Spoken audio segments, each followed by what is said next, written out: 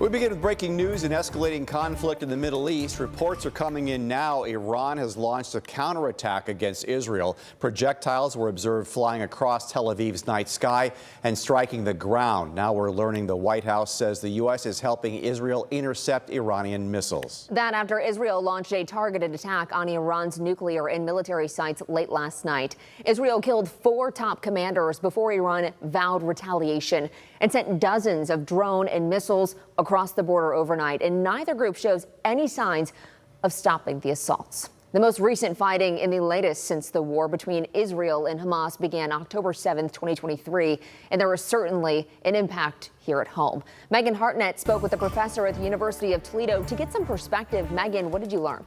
Kaylee, I had spoken to the professor earlier this afternoon before Iran had launched strikes in retaliation, which he said would happen. He says U.S. involvement was expected in a situation like this. He says there could be some immediate impacts we see and feel here, but for how long depends on how things unfold. M. Joel Voss, an associate professor of political science, says United States involvement is a way of showing its ties to Israel. We're like saying, okay, look, we're here and we're going to act as a deterrent. Voss says other countries will verbally take sides, but he does not anticipate them joining militarily. Although attacks like this can be unsettling, Voss says he does not see this escalating into a global war. I don't think that it's the start of a broader regional war. Because I don't think that Iran wants to fight that. And I'm not even sure that Israel wants to fight that.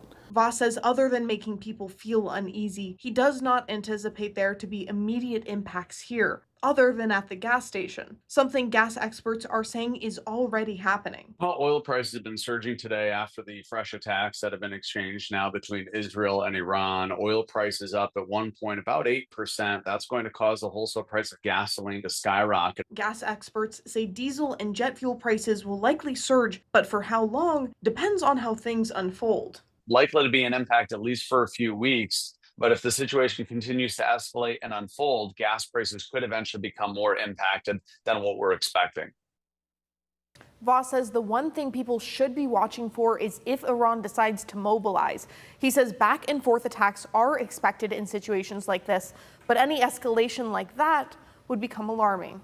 Reporting in studio, Megan Hartnett, WTOL 11.